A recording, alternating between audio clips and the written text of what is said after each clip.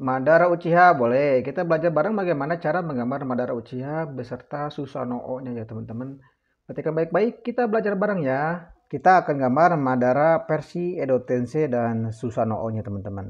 Edo Tensei adalah sebuah teknik yang menghidupkan kembali mereka yang sudah mati. Namun ada satu Edo Tensei yang paling bikin rusuh teman-teman dan kehadirannya menjadi ancaman utama.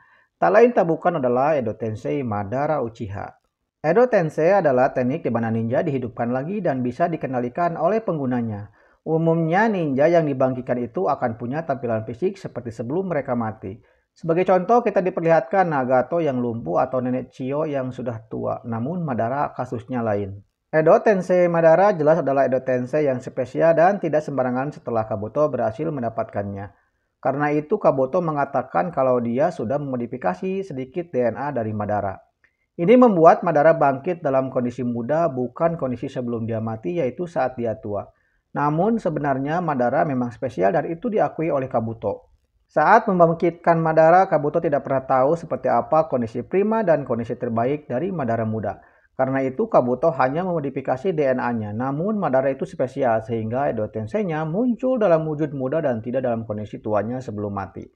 Kabuto sendiri mengkonfirmasi kalau dia tidak tahu sekuat apa Madara dalam kondisi primanya. Karena itu Kabuto ingin melihatnya langsung.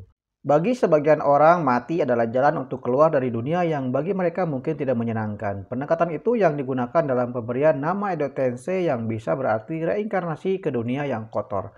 Konotasinya adalah mereka jiwa-jiwa yang sudah mati dan tenang harus bangkit kembali ke dunia. Di dunia Naruto, akhirat di sana adalah tanah suci atau dalam bahasa Jepangnya disebut Jodo. Disinilah jiwa-jiwa yang mati dari dunia manusia berada. Jurus Edo Tensei hanya bisa mengambil jiwa dari tanah suci ini, selebihnya tidak bisa. Lokasi selain tanah suci adalah perut Shikipujin. Jiwa-jiwa yang terperangkap di dalam Shikipujin tidak sepenuhnya berpindah ke akhirat dan punya tempat khusus di perut sang dewa kematian. Karena itu membangkitkan mereka perlu cara khusus seperti keempat Hokage. Tobirama lah orang yang bertanggung jawab atas penciptaan jurus berbahaya ini, entah apa yang ia pikirkan saat membuatnya. Orochimaru yang menyusup ke berkas rahasia Konoha berhasil mempelajari teknik ini dan mengembangkannya.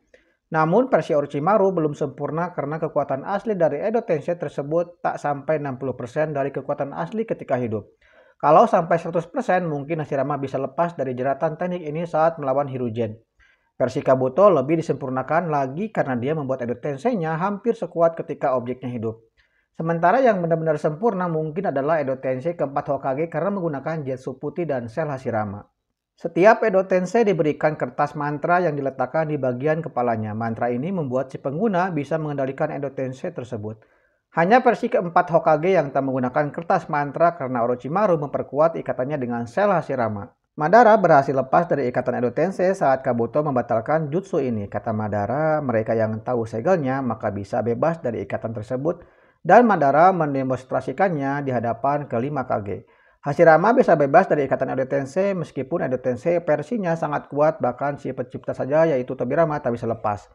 Menurut Orochimaru, saking kuatnya Hashirama, dia bisa lepas dari ikatan semaunya teman-teman. Sementara itu, Itachi menggunakan genjutsu dari mata Mangenkyu Sharingan Shisui untuk membuat Kabuto melepaskan ikatan Edo Tensei dari dirinya. Sedangkan Dan Kato tidak termasuk dalam daftar ini ya teman-teman, karena dia atau jiwanya baru bisa bergerak bebas setelah Kabuto membatalkan jutsunya. Sebelum itu dia masih dalam kondisi Edo Tensei.